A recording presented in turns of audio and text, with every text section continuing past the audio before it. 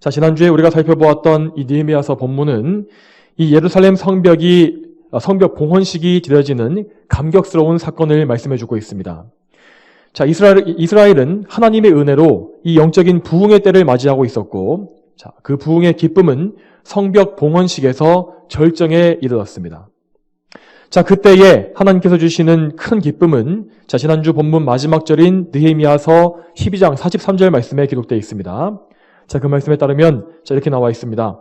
그날 그들이 큰 희생제를 드리며 즐거워했는데 하나님께서 큰 기쁨으로 그들을 즐겁게 하셨으므로 아내들과 자녀들도 즐거워하였으며 예루살렘에 즐거워하는 소리가 멀리까지 들렸다 라고 되어 있습니다. 자, 이스라엘 백성들이 이렇게 큰 즐거움을 경험한 것은 정말로 오랜만의 일이었습니다. 자, 예전에 남유다 왕국 시절에 자, 마지막 경건한 왕이었던 요시야가 죽은 이래로 이스라엘은 그 이후에 계속해서 악한 왕들의 통치만 받게 되었고 결국에는 이 바빌로니아에게 멸망당함으로 정말 긴 영적 암흑기에 들어갔습니다. 이 오랜 기간 동안 이스라엘은 하나님의 백성으로서 정말 명맥만 겨우 유지했을 뿐이지 영적으로는 계속 내려가는 어둠의 때를 보내야만 했습니다. 자, 하나님의 은혜로서 겨우겨우 포로 생활에서 복귀한 후로도 이스라엘 백성들은 좀처럼 빛을 보지 못했습니다. 정말 성전 한 채, 정말 작은 성전 하나만을 겨우 복구한 이래로 이스라엘은 그 이후에 전혀 더 이상 발전이 없이 지지부진한 세월을 무려 70여 년이나 보냈습니다.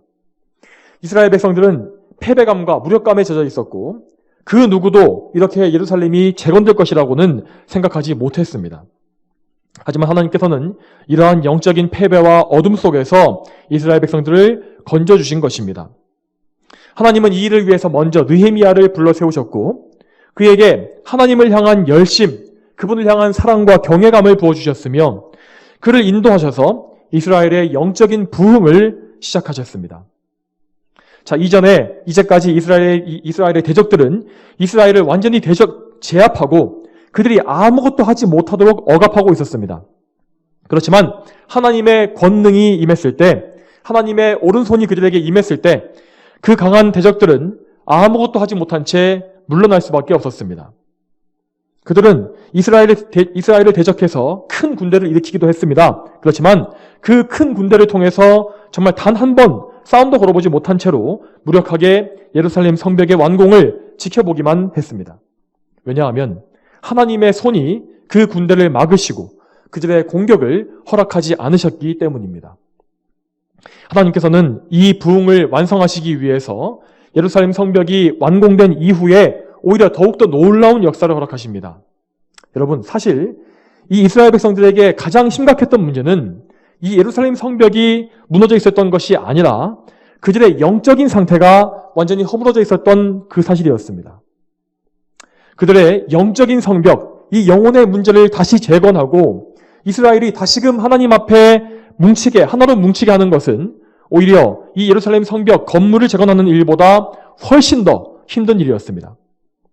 어떻게 인간의 힘으로 해서 성벽을 어찌어찌 재건한다 할지라도 사람의 영혼을 다시 살리고 다시 세우는 일은 인간의 힘으로는 도저히 불가능한 일이기 때문입니다. 그렇지만 하나님께서는 그분의 능력으로 말미암아 이 모든 일을 홀로 행하셨습니다. 하나님은 이스라엘 백성 가운데에서 그분의 율법이 다시 선포되게 하셨고 백성들이 그 말씀을 배우고 다시 그 의미를 깨닫게 해주셨습니다. 이렇게 말씀을 깨달은 백성들에게는 정말 놀라운 회개의 역사가 일어났고 다시금 하나님을 사랑하며 계명에 순종하겠다는 열심 역시 크게 일어났습니다.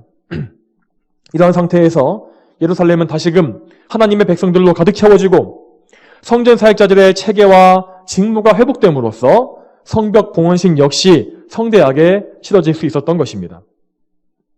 자, 우리가 이제까지 살펴본 것처럼 이스라엘은 느헤미야 6장서부터 12장까지 영적인 면에서 계속해서 올라갑니다. 상승 곡선을 타고 있는 것입니다. 여러분, 이 놀라운 일들을 누가 이루신 것입니까? 느헤미야의 어떤 인간적인 그 지도력 때문에 백성들의 마음이 움직여진 것입니까?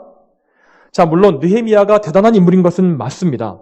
하지만 그런 인간적인 수단은 어디까지나 2차적인 수단에 불과한 것입니다. 이러한 참된 부흥은 오직 성령 하나님의 주권적인 역사를 통해서만 그렇게 이루어지는 일인 것입니다. 자, 그러나 오늘날 우리가 살아가는 이 시대는 이러한 참된 부흥, 성경적인 부흥을 전혀 알지 못하는 시대라고 할 수 있습니다. 물론 이 기독교계의 많은 사람들이 교회의 부흥에 대해서 말을 합니다. 또 요즘은 꽤 좀 드물어지긴 했지만 여기저기에서 이 교회가 부흥했다더라, 저 교회가 이렇게 커졌다더라, 그런 것을 부흥이라고 말하는 그런 소문이 들려오기도 합니다. 그렇지만 실상 현대 교회들에서 부흥이라 말하는 이 현상은 거의 대부분이 어떤 인위적인 교회 성장 기법을 사용해서 그저 많은 인원을 동원하고 교회 크기를 불리는 데 성공한 그런 경우가 대부분입니다.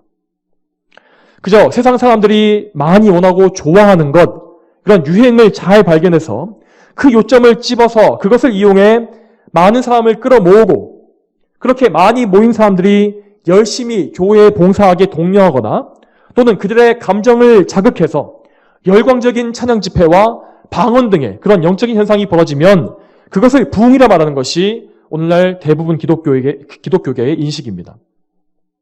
여러분, 그렇지만 이러한 인위적인 부흥 현상에서는 결코 성경적인 올바른 증거들이 명확하게 드러날 수가 없는 것입니다.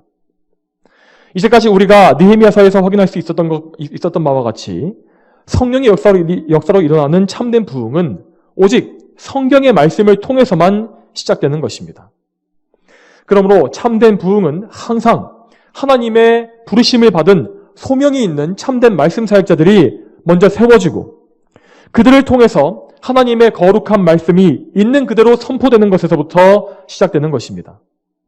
그리고 그 선포된 말씀이 사람들에게 들어갔을 때에 성령께서는 그 말씀을 통해서 사람들이 하나님의 거룩하심을 알게 만드시고 또한 그들 자신의 사악함과 비천함을 깨닫게 하시는 것입니다.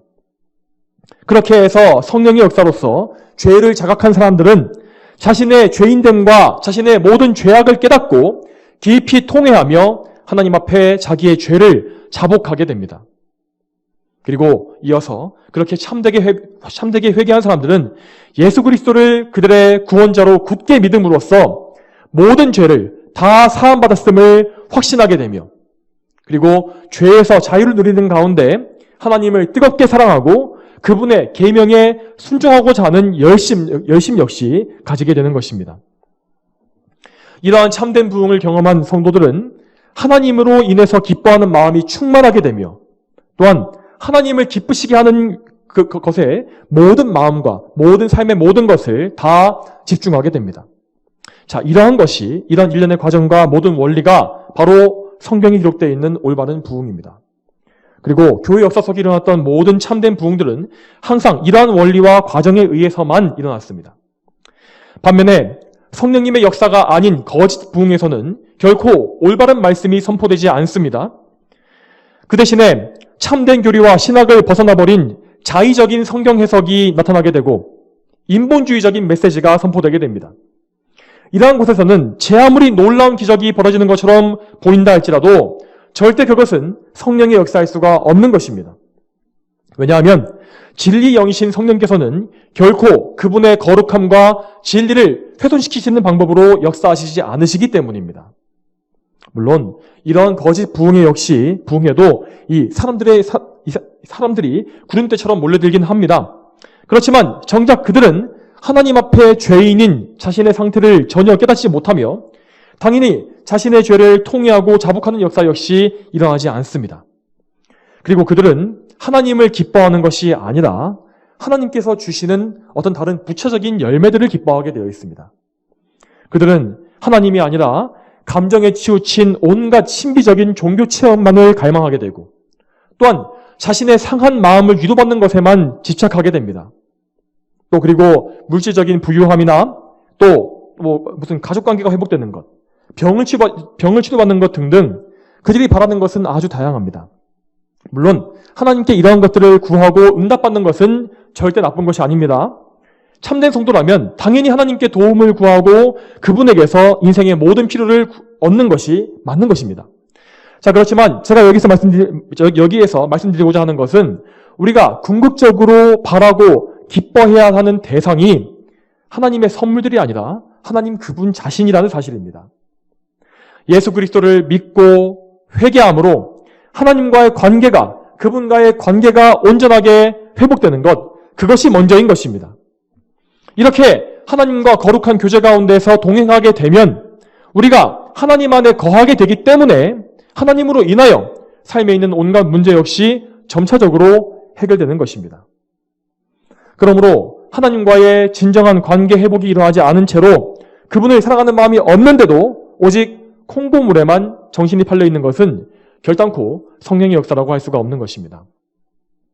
악령은 이 성령님의 사역을 모방함으로써 거짓 사역자를 일으키고 또 거짓 사역자들을 통해서 무지한 사람들을 미혹함으로 거짓 부흥을 일으킬 능력이 충분히 있습니다. 악한 마귀는 이렇게 해서 사람들이 비성경적인 거짓말을 믿게 만들며 또한 얼마든지 그의 능력을 통해서 거짓 기적까지도 일으켜서 놀라운 일들을 일으켜서 생명이신 예수 그리스도를 사람들이 보지 못하게 만들 수가 있는 것입니다. 그러므로 이 말씀을 들으시는 모든 성도 여러분, 이 시대의 기독교계 곳곳에서 벌어지고 있는 거짓 부흥에 속지 마시기를 바랍니다. 어디선가 부흥이 일어났다라고 말한다면 자, 거기에서 선포되는 말씀이 성경의 참된 진리인지를 살펴보시고 또한 거기에서 말씀을 통한 성령님의 참된 역사가 일어나는지도 잘 살펴보시길 바랍니다. 그렇게 함으로써 악한 마귀의 미혹을 피하시고 또한 더 나아가서 악령의 역사에 참여하게 되는 그런 큰 죄를 또한 피하시길 바랍니다. 자, 이제 오늘 본문을 살펴보겠습니다. 자, 오늘 우리가 살펴본 느헤미야 12장 44절부터 47절까지 말씀은 자, 이스라엘에 일어난 영적 부흥의 결과를 보여주고 있습니다. 자, 이 말씀에 나와 있는 이스라엘의 상태는 이 지상교회, 이 땅의 교회에 이루어질 수 있는 최상의 상태가 무엇인지를 보여주는 아주 좋은 모범이라 할 수 있습니다. 먼저 44절 말씀을 보겠습니다. 44절 말씀에 그날에 들어바치는 제물과 첫 열매와 11조를 두는 창고방들을 관장할 남자들을 세우고 그곳에 제사장들과 레위 사람들을 위해 율법에 정한 몫을 여러 성읍들의 밭에서 모으게 했으니 이는 하나님을 섬기는 제사장들과 레위 사람들로 인하여 유다가 즐거워했기 때문이다. 자, 이 구절에서 맨 처음에 자, 그날에라고 되어 있는 이 때가 언제를 말하는 것인지는 정확하지 않습니다. 자, 그렇지만 이 이스라엘의 영적 부흥에 이어지는 전체적인 이 맥락을 보았을 때 이 말은 성벽 봉헌식이 있었던 그날에 말하는 것이거나 아니면 최소한 이 봉헌식이 있고 나서 얼마 지나지 않은 그런 시점을 말하는 것이 분명합니다. 하나님께서는 이때에 이스라엘 백성들에게 영적으로 큰 즐거움을 주셨으며 그 기쁨과 즐거움 속에서 백성들은 자원하는 마음으로 하나님을 더욱더 열심히 섬기게 되었습니다.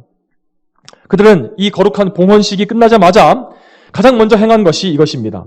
하나님께 드리는 예물을 관리하는 이 일이었습니다. 자, 그런데 이것은 이러한 제도는 이스라엘 백성들이 율법에 정해진 헌금을 소홀히 하지 않도록 엄격히 관리함으로써 레위지파 사역자들의 생계를 보장해주기 위한 일이었습니다.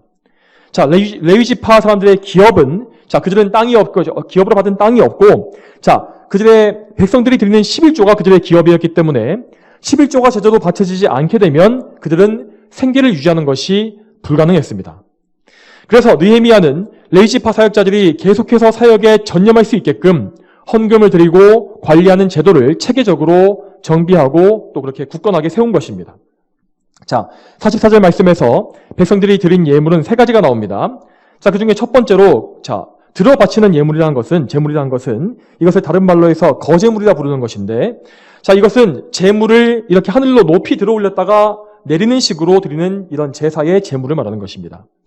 이렇게 거제로 드려진 제물은 모두 다 제사장들의 몫으로 돌아가게 되어 있었습니다. 자, 그리고 이어서 첫 열매라 부르는 것은 이 토지 소산의 첫 열매나 가축의 첫 새끼를 말하는 것입니다. 자, 참고로 이런 그 토지의 소산과 초태생은 하나님께 바치게 되어 있었지만은 이 맏아들, 이 첫 아들에 대해서는 이 사람을 바치는 대신에 그에 대한 속전을 바치게 되어 있었고 또 하나님께 바칠 수 없는 부정한 짐승에 대해서도 역시 속전을 내게 되어 있었습니다. 또 세 번째 나와 있는 11조는 우리가 잘 아는 대로 모든 소출 중에서 10 중에 하나를 성전에 바치는 것이었습니다.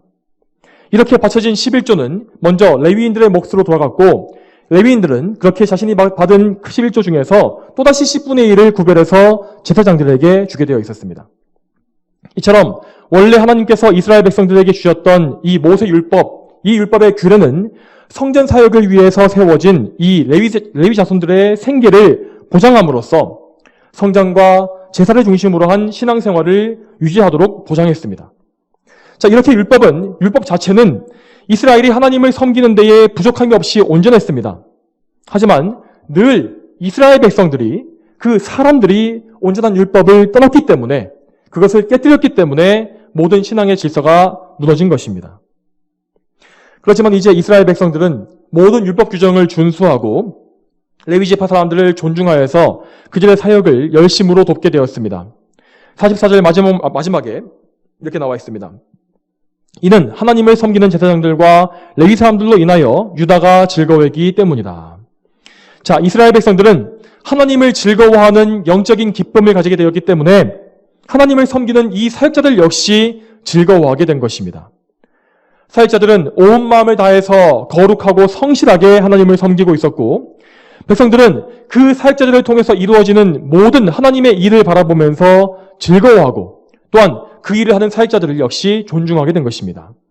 자, 이러한 모습이 바로 거룩한 교회 안에 있어야 할 사역자들과 성도들의 올바른 관계입니다. 자, 보혜사 성령님의 역사로 말미암아 사역자들과 성도들 모두에게 하나님을 향한 열심이 생겨나게 될 때 바로 이러한 일들이 일어나는 것입니다. 자, 만일 사역자가 하나님을 향한 열심을 내지 않고 게으르고 불경건하게 사역에 임하거나, 혹은 반대로 성도들이 하나님을 사랑하지 않으므로 목회 사역을 돕지 않고 목사들도 존중하지 않게 된다면 교회의 거룩한 사역은 결코 바르게 설 수가 없는 것입니다. 이어서 45절과 46절 말씀을 보겠습니다. 자, 이 구절에 이렇게 되어 있습니다. 그들은 하나님을 섬기는 일과 정결의식을 수행했으며 노래하는 자들과 문지기들도 다윗과 그의 아들 솔로몬의 명령대로 행하였으니 옛적에 다윗과 아삽 시대에도 노래하는 자들의 우두머리가 있어서 하나님께 드리는 찬양과 감사의 노래를 하였다. 자, 이 말씀에서 느헤미야는 다시금 현재 이스라엘의 모든 것이 다 옛적 남유다 왕국과 연속성을 가지고 있음을 강조하고 있습니다. 자, 특히 느헤미야는 하나님께서 친히 왕으로 세우시고 언약을 맺으신 다윗 왕을 언급하면서 지금 이스라엘의 성전 사역이 바로 그 다윗 왕이 친히 명령한 일임을 보여주는 것입니다. 자, 이 구절에서도 하나님을 섬기는 방법이 몇 가지 나열되어 있는데, 먼저 45절 맨 처음에 하나님을 섬기는 일이라고 되어 있는 것은 하나님을 섬기는 예배와 제사 전체를 다 아울러서 말하는 것이고, 두 번째 정결의식이라 말하는 이것은 모세율법에 규정된 이 사람이나 물건을 정결하게 하는, 거룩하게 하는 모든 규례를 말하는 것입니다. 자, 만일에 이 정결의식이 올바르게 지켜지지 않게 되면 백성들은 하나님 앞에 나아갈 때 부정한 채로 나가게 됨으로써 죄를 짓게 되는 것이었습니다. 여기서 레위인들은 하나님을 깊이 사랑했기 때문에 하나님의 거룩하심이 모욕받는 것을 원하지 않았고, 또한 모든 백성들이 하나님께 나아가는 데에 아무 걸림돌이 없기를 바랐던 것입니다. 한편 이러한 구약의 정결의식은 나중에 예수님의 보혈로 성도들이 정결하게 됨을 상징하는 것입니다. 그러므로 성도들은 여기 레위인들이 보여준 모범을 따라서 항상 예수 그리스도를 믿음으로 말미암아 자신을 정결하게 해야 하는 것입니다. 여러분, 예수님의 보혈을 의지하지 않으면 결코 우리는 우리 자신을 정결하게 할 수 없으며 당연히 하나님께 나아가는 것 역시 불가능한 것입니다. 이 사실을 늘 기억하셔서 예수님의 보혈을 의지하시고, 그래서 하나님과 항상 동행하시는 여러분이 다 되시길 바랍니다. 그리고 44절 말씀을 이어서 보게 되면, 자, 노래하는 자들과 문지기들도 다윗과 그의 아들 솔로몬의 명령대로 행하였으니 라고 되어 있는데, 자, 이 말씀은 단지 다윗이나 솔로몬이라는 한 인간의 말에 복종했다는 의미가 아닙니다.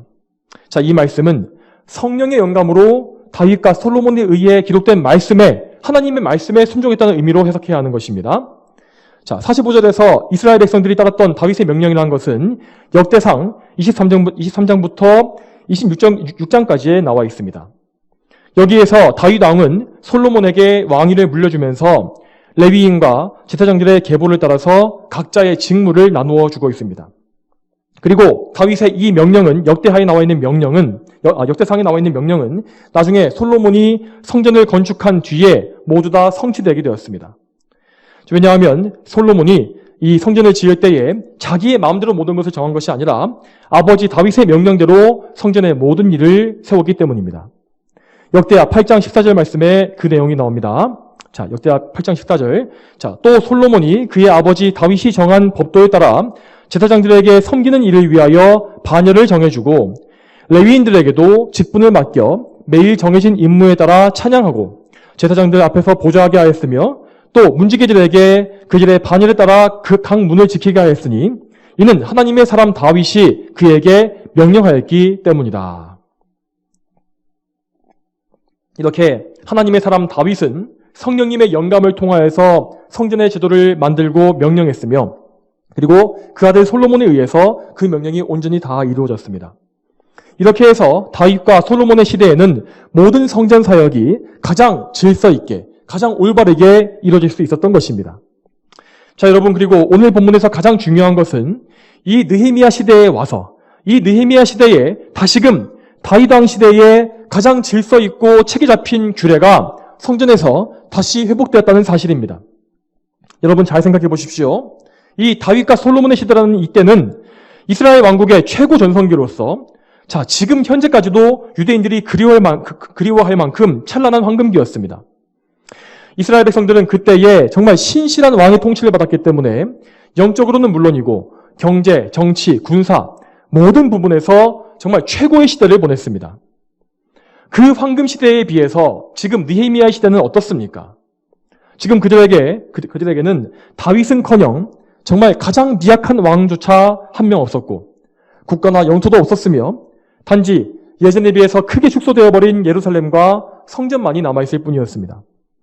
그럼에도 불구하고 이스라엘은 지금 다시 다윗 왕의 시대와 똑같은 수준으로 규례를 회복시킴으로써 온전하게 하나님을 섬기게 된 것입니다.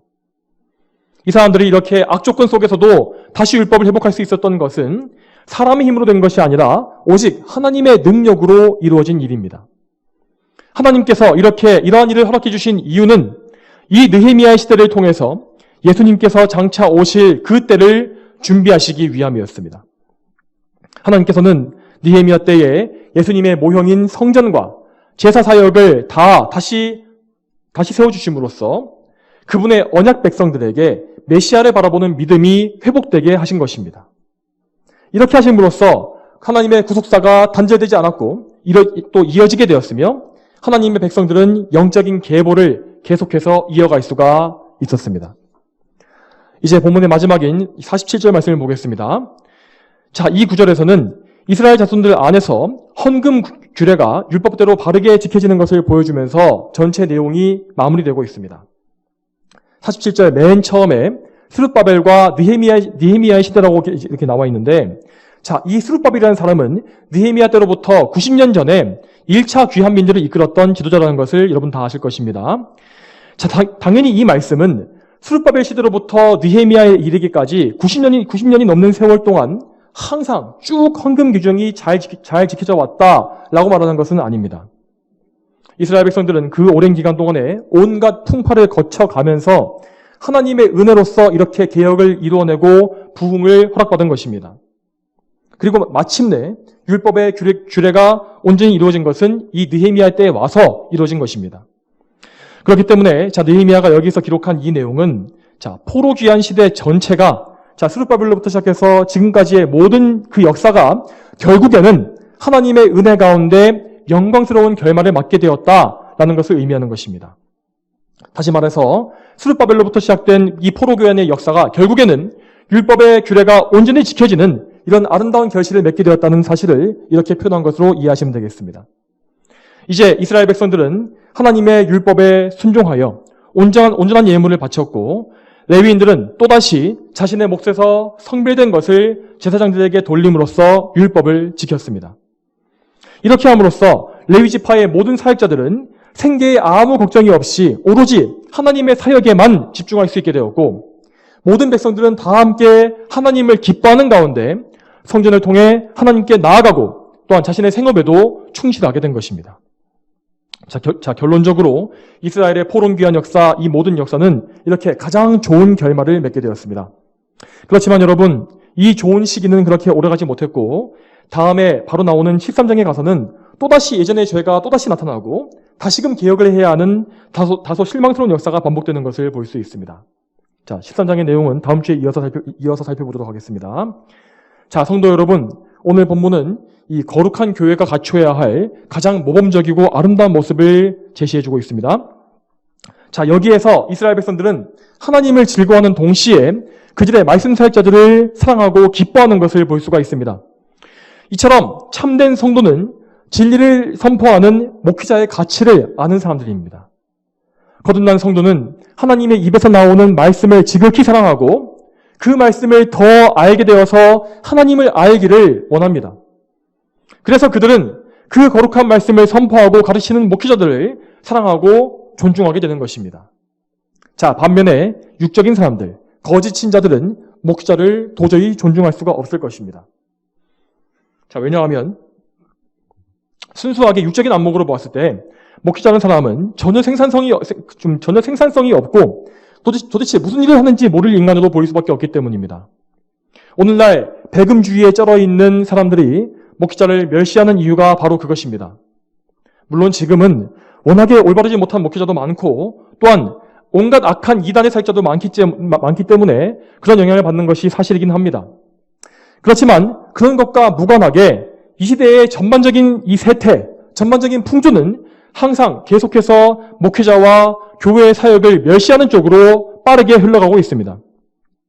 모든 사람들이 과학이라는 종교에 눈이 가려서 성경의 말씀을 무시하면서 하나님이 어디 계시냐고 말하며 어떻게 예수님만이 유일한 구원자가 될 수 있느냐라고 말을 합니다. 또한 그들은 진리를 전하는 목회자들을 싸잡아서 비판하고 심지어 교회가 모두 없어져야만 세상이 올바르게 될 것이라고 말하기도 합니다. 물론 세상 사람들은, 이 세상의 불신자들은 지금뿐만이 아니라 늘 그렇게 해왔던 것이 사실입니다. 자, 그렇지만 문제는 교회 안에 있는 성도들도 이러한 풍조에 영향을 받고 있다는 사실입니다.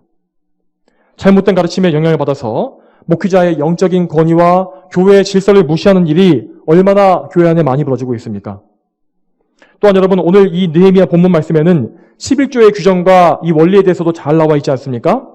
자, 이 11조의 원리는 신약 성경에도 그대로 이어지는 것이고 결코 거기에서 폐지된 적이 없음에도 불구하고 오늘날 너무나 많은 사람들이 11조를 부정해버리고 합당한 헌금을 하지 않으려고 하는 것을 보게 됩니다. 성도 여러분, 우리는 이런 모든 잘못된 흐름에 동참해서는 안 될 것입니다. 참된 성도는 항상 영적인 분별력을 가지고서 올바른 말씀을 분별할 수 있어야 하며 그렇게 함으로써 참된 사역자 역시 알아볼 수 있어야 합니다. 만일 여러분 자신이 다니고 있는 교회의 사역자가 성경적인 말씀을 전하고 있지 않다면 과감하게 그 교회를 떠나서 올바른 말씀이 선포되는 곳으로 옮겨가야 할 것입니다. 물론 그러한 과정이 너무나 힘들고 괴로울 수 있습니다. 하지만 그가 참된 성도라면 기도하는 가운데 성령님의 인도하심을 구하면서 믿음으로 담대하게 행할 수 있어야 하는 것입니다. 그것이 자신의 영혼을 위한 것이고 하나님의 영광을 위한 일이기 때문입니다. 그리고 그렇게 해서 하나님의 은혜로 말미암아 참된 사역자와 교회를 찾게 되었다면 여러분이 지금 그런 상태에 계신다면 그 교회에 뿌리를 내리시고 흔들리지 마시길 바랍니다. 성경대로의 진리가 선포되고 사도들로부터 내려온 정통 신학과 교리가 가르쳐지며 또한 교회에 온전한 표징들이 있는 곳이라면 그 교회에 머무시면서 그 교회의 사역자들을 잘 도와주시기 바랍니다. 데살로니가 전서 5장 12절 말씀에 이렇게 나와 있습니다. 형제들아, 우리가 너희에게 간구하오니 너희 가운데서 수고하고 주님 안에서 너희를 인도하며 훈계하는 자들을 알아주고, 그리고 히브리서 13장 17절 말씀에는 너희를 인도한 자들을 신뢰하고 그들에게 순종하여라.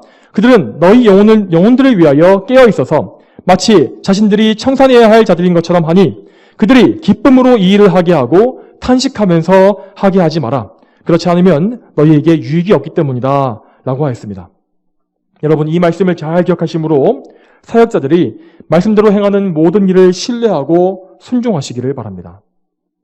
또한 여러분에게 하나님 말씀을 사랑하는 그 마음이 있으시다면 그 말씀을 맡은 사역자의 가장 좋은 친구가 되어주시기 바랍니다. 그리고 목회자에게서 어떤 인간적인 연약함이나 죄가 발견된다면 그들이 올바른 길로 갈 수 있도록 먼저 간절히 기도해 주시고 그렇게 기도한 이후에 목회자와 개인적인 면담을 통해서 사랑으로 권면하고 문제를 또 해결할 수 있는 그러한 담대하고 또한 담대함과 사랑의 믿음도 역시 여러분에게 다 있기를 바랍니다. 성도 여러분, 교회는 이 사도들과 선지자들의 터 위에 세워진 진리의 요새이고 우리 주님의 몸과 같다고 하였습니다. 이 교회를 위해서 항상 기도하시며 사역자들이 온전히 하나님께 충성할 수 있도록 늘 모든 면에서 도와주시기 바랍니다. 그렇게 하나님과 그분의 사역을 존중하는 모든 성도들을 하나님께서는 참으로 기억하시며 그들에게 상급으로 갚아주실 것입니다. 우리 모두가 오늘 이 말씀과 같이 참되고 거룩한 교회를 세우는 일꾼이 다 되기를 소망합니다. 다 함께 기도하시겠습니다. 거룩하신 아버지 하나님, 오늘도 하나님의 은혜 가운데에서 이 말씀을 선포하게 하시니 감사드립니다. 하나님, 느헤미야 이 12장의 말씀을 통해서 교회에 일어나는 참된 부흥이 무엇인지 또한 그 부흥의 열매와 결과가 무엇인지를 저희가 또한 보았습니다. 하나님, 참으로 하나님께서 이 시대의 교회에도 이러한 참된 부흥을 허락해 주시고 참으로 열심히 있고 거룩한 사역자를 세우심으로 말미암아 하나님의 말씀이 정말 들불과 같이 크게 일어나며 정말 그 말씀이 많은 성도들에게 뿌려져서 그들이 하나님 말씀을 듣고 통회하고 자복하며 하나님의 영광을 돌리는 그러한 역사가 일어날 수 있도록 도와주시옵소서. 주여 바라옵건대 이 교회에도 그런 역사가 일어나게 하셔서 아직까지는 참으로 모든 면에서 부족하고 또 연약하지만 저희에게 오직 성령님의 은혜로 말미암아 참된 부흥의 역사, 그 모든 놀라운 일들이 일어나게 해주시길 소망합니다. 참으로 이 어두운 시대에 정말 주님의 말씀이 이 교회를 통해서 온전히 선포되며 온 성도들이 함께 이 사역을 돕고 또한 사역자의 모든 말들에 또한 청종하며 순종하는 그러한 올바른 교회 질서가 세워질 수 있도록 주여 인도해 주시옵소서. 감사드리며 예수님의 이름으로 기도 올립니다. 아멘.